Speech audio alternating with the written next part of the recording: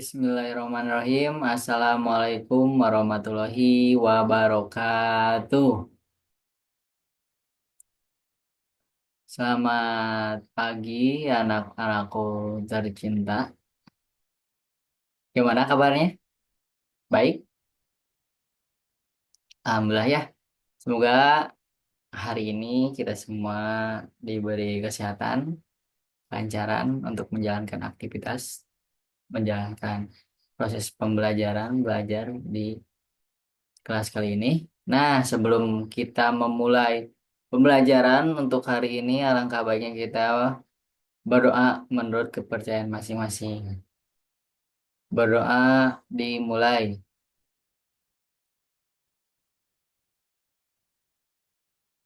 Berdoa dicukupkan. Nah,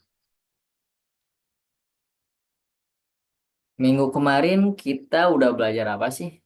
Ada yang masih ingat kita belajar apa minggu kemarin?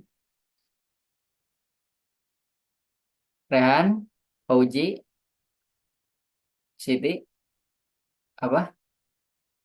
Ya, benar Firja. Kemarin kita belajar minggu kemarin ya kita belajar tentang ekosistem, yaitu keterkaitan antara bisa jadi manusia, tumbuhan, hewan dengan lingkungannya. Nah, minggu sekarang kita akan belajar mengenai siklus hidrologi. Ada yang tahu siklus itu apa? Coba, siklus itu apa? Ada yang tahu? Ya, betul sekali, Firja. Siklus itu semacam perputaran. Nah, ada yang tahu S- selain perputaran apa? Ada yang tahu? Apa aja gak apa? Coba berpikir, berpendapat. Ayo apa? Siklus itu apa? Pergerakan boleh. Sekarang hidrologi. Pasti sering dengar lah kalau hidrologi, soal hidrologi. Hidrologi itu apa? Ada yang tahu? Ayo, hidrologi itu apa? Masa? Lupa. Itu tuh pasti kalian temui sehari-hari, tiap hari, kapanpun pasti kalian temui yang namanya hidrologi. Hidro, ya, apa jadi? Ah, benar, air. Jadi hidro itu air. Nah, sekarang em, pada pertemuan kali ini kita akan membahas tentang siklus hidrologi. Apa sih hidrologi?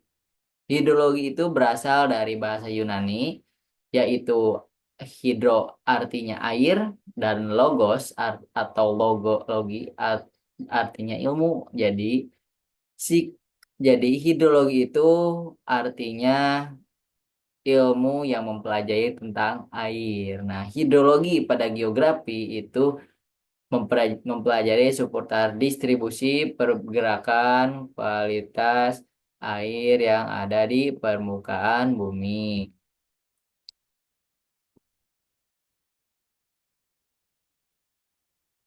Nah, siklus hidrologi adalah siklus air tanpa henti dari atmosfer di atas ke bumi turun, kembali lagi ke atmosfer ke atas dan kembali ke bumi melalui proses kondensasi, presipitasi, evaporasi, dan transpirasi. Ada yang tahu nih dari kondensasi, presipitasi, evaporasi, dan transpirasi itu apa?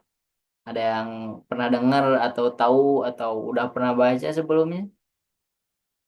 Coba, siapa?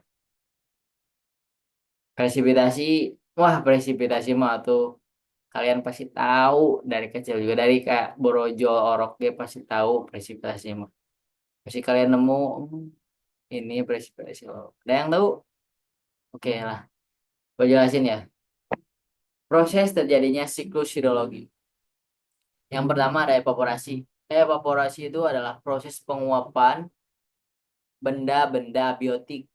Penguapan benda-benda abiotik berarti benda mati. Benda mati itu kayak air, es, atau cairan semacamnya. Itu mengalami penguapan. Penguapannya itu dipengaruhi oleh proses pemanasan. Pemanasannya itu dipengaruhi oleh apa? Oleh matahari, benar. Jadi kayak sungai, kayak danau, kayak air-air. itu mengalami penguapan karena adanya proses dari evaporasi karena pengaruh dari matahari. Kalian contoh nih, taruh gelas di luar di di tempat terbuka, kalian taruh gelasnya itu isinya itu air. Lama kelamaan si airnya itu bakal berkurang, bakal nyatan lah kalau bahasa Sunda mah. Bakal berkurang si airnya tuh. Nah, itu tuh contoh dari proses evaporasi. Jadi ada pengaruh dari sinar matahari mengalami pemanasan, terus airnya itu berkurang. Nah, itu sebutnya tuh proses penguapan atau menguap. Nah, ada evaporasi, kemudian ada transpirasi. Tadi kan dari benda-benda abiotik atau benda mati. Kalau sekarang dari apa? Proses penguapan dari apa? Coba. Tadi kan clue-nya dari abiotik, benda mati. Tadi ya evaporasi. Kalau ada benda mati, pasti ada yang hidup. Benar, ada yang hidup. Kalau tadi dari benda-benda mati kayak air, kayak kayak danau, kayak sungai kayak gitu benda mati kan. Nah, sekarang dari makhluk hidup. Jadi proses penguapan itu dari makhluk-makhluk hidup. Jangan salah, makhluk hidup itu mengalami penguapan juga. Contohnya apa? Coba yang kalian denger, yang kalian ngeh lah, kalian sadari bahwa dari makhluk hidup, dari manusia deh, yang kita, sebagai kita nih manusia. Proses transpirasi itu apa? Contohnya, apa? Dia tahu? Kalau misalkan kalian berolahraga, mengeluarkan apa? Keringat dong. Nah, keringat itu salah satu cairan yang ada dalam tubuh kita. Nah, lama kelamaan si keringat itu kan mau mungkin kan keringat itu terus ada, maksudnya terus nempel di luar kan. Pasti lama-lama bakal hilang kan. Nah, itu tuh hilangnya itu ada pengaruh dari proses transpirasi, ada proses penguapan. Jadi menguap si keringat juga. Ada dari pohon juga ada, dari hewan juga ada. Itu namanya transpirasi. Kalau gabungan dari evaporasi dan transpirasi itu namanya evapotranspirasi. Nah, setelah penguapan, air yang menguap ke atas membentuklah kristal atau air. Nah, itu tuh disebut kondensasi. Atau bisa jadi atau disebut juga sebagai proses terbentuknya awan. Nah, kan tadi air diuapkan melalui proses evaporasi. Nah, terbentuklah awan karena perubahan uap uap itu berubah menjadi air. Terbentuklah awan. Itu dinamakan kondensasi. Setelah terjadinya kondensasi, awan, awan teh terbentuk tadi kan. Kalian pernah lihat kalau misalkan di luar nih, kalian di luar menatap langit, pasti memandang langit, memperhatikan langit, ada awan kan? Awan, misalkan dari hutan, tiba tadi jam 1 dari hutan, tiba-tiba jam 2 udah di atas kita. Itu disebut perpindahan awan, atau atau sama dengan adveksi, proses perpindahan awan. Adveksi ini atau perpindahan awan ini ada yang tahu gak dipengaruhi oleh apa? Kan nggak mungkin jug-jug atau tiba-tiba pindah sendiri. Apakah awan punya kaki? Apakah awan punya alat untuk berpindah-pindah kaki atau motor lah kalau manusia pindah-pindah? Apa coba yang mempengaruhi awan itu bisa bergerak atau bisa berpindah-pindah? Angin, betul Siti. Angin, Siti. Hebat. Angin itu mempengaruhi proses perpindahan awan. Jadi, advection itu proses perpindahan awan dari tempat satu ke tempat lain karena pengaruh dari angin itu angin itu sendiri yang membawa awan bergerak. Selanjutnya ada presipitasi. Kalian pasti ngeh presipitasi itu apa kalau nanti Bapak jelasin coba. Presipitasi itu apa? Jatuhnya air atau es ke permukaan bumi itu disebut apa? Sebut hujan. Nah, itu tuh sebenarnya udah lama tahu juga. Kalian pasti dalam kehidupan sehari-hari pasti bakal bakal tahu presipitasi itu apa. Presipitasi itu bisa bisa disebut sebagai hujan atau jatuhnya air es ke permukaan bumi. Nah, nanti kalian nih keluar main sama teman-teman. Tiba-tiba mendung. tiba-tiba turun air. Jangan nanti mah sebutnya, cobalah buat nyebutnya jangan dulu hujan. Jangan jangan nyebutnya sebagai hujan, tapi sebut sebagai ini sedang terjadi presipitasi. Ini sedang terjadi proses presipitasi. Wah, presipitasi apa? Presipitasi itu hujan, proses jatuhnya air atau es ke permukaan bumi. Nah, itu kalian wah berhasil apa namanya? Menanamkan, mengingat apa yang kalian pelajari di sekolah dan kemudian kalian praktekkan di depan sehari-hari. Nah, selanjutnya ada run off atau air yang tidak terserap atau terlimpas atau terlimpaskan. Nah, tadi kan habis presipitasi ya turun hujan. Nah, si airnya itu kan ada yang mengenang kayak di sungai, danau, waduk, genangan lah gitu lah. Nah, itu tuh disebut run off, air yang tidak menyerap oleh tanah, air yang tidak terserap oleh tanah disebut run off. Kalau ada air yang tidak terserap oleh tanah, maka ada air yang terserap oleh tanah disebut apa? Infiltrasi. Jadi kalau run off tuh si airnya tidak terserap, kalau infiltrasi itu airnya terserap. Jadi hujan tadi proses presipitasi, kemudian air turun, terserap oleh air, terserap oleh tanah, maaf, kemudian melalui celah-celah pori-pori tanah, kemudian terserap. Contohnya kalau kalau terserap tuh hujan, terserap si tanahnya tuh jadi basah, tapi airnya tuh tidak ada. Nah, itu tuh proses terjadinya infiltrasi. Jadi si air tuh terserap melalui celah-celah tanah gitu. Itu dinamakan infiltrasi. Selanjutnya ada jenis-jenis dari siklus hidrologi. Ada tiga. Ada siklus hidrologi pendek, ada siklus hidrologi sedang, dan ada siklus hidrologi panjang. Nah, siklus hidrologi pendek. Ada yang tahu siklus hidrologi pendek itu kayak gimana? Ada yang pendek, sedang, dan panjang. Yang pendek itu kayak gimana? Siklus hidrologi pendek merupakan proses pergerakan atau sirkulasi air tanpa henti di daerah yang sangat dekat dengan proses evaporasinya. Jadi evaporasi, kondensasi, presipitasi terjadi di tempat yang sama tanpa ada proses adveksi yang jauh. Bahkan tidak ada proses adveksi. Itu tuh biasanya terjadi di daerah laut untuk proses siklus hidrologi pendek. Nah, di sini nih. Nah, ini bagian ini. Nah, itu disebut siklus hidrologi pendek. Nah, selanjutnya ada siklus hidrologi sedang. Tadi kalau siklus hidrologi pendek tuh terjadi presipitasi atau turun hujan itu di daerah di daerah itu lagi atau daerah laut. Kalau siklus hidrologi sedang tuh terjadinya di daerah dataran rendah atau daratan. Jadi tadi evaporasi daerah laut terjadi kondensasi, kemudian dibawa oleh angin. Tadi dibawa oleh angin itu apa? Dibawa oleh angin itu disebut apa? Proses apa? Adveksi, bener, bener, ya. Adveksi.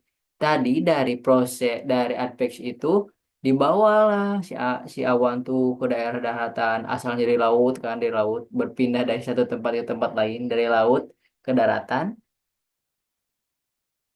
Kemudian turunlah proses terjadi ada bantuan lagi, ada transpirasi lagi, ada evaporasi lagi dari tumbuhan, dari pohon, dari manusia, dari hewan, dari danau, transpirasi kemudian membentuklah terjadi proses kondensasi lagi. Nah, kemudian jenuh si awan itu tidak kuat lagi menahan beban massa air.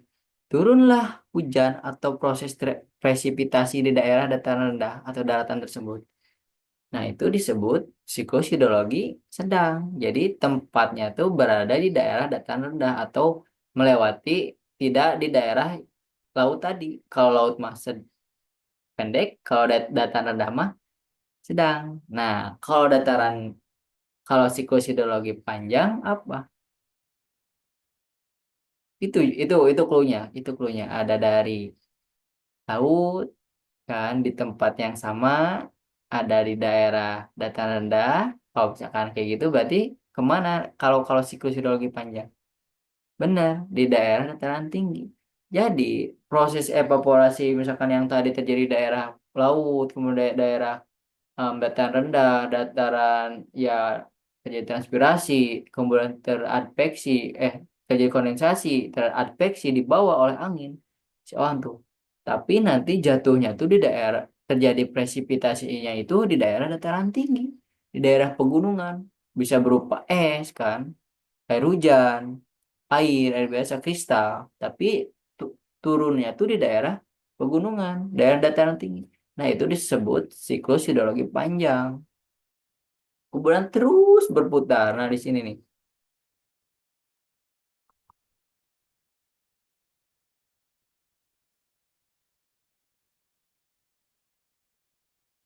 Nah, di sini nah, di sini nah, di sini, di sini kalian.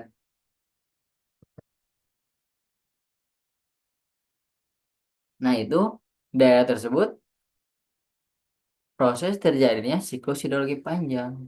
Nah, kemudian terus berputar siklus aliran tanpa henti. Jadi bakal terus terjadi gitu tuh yang namanya siklus hidrologi itu.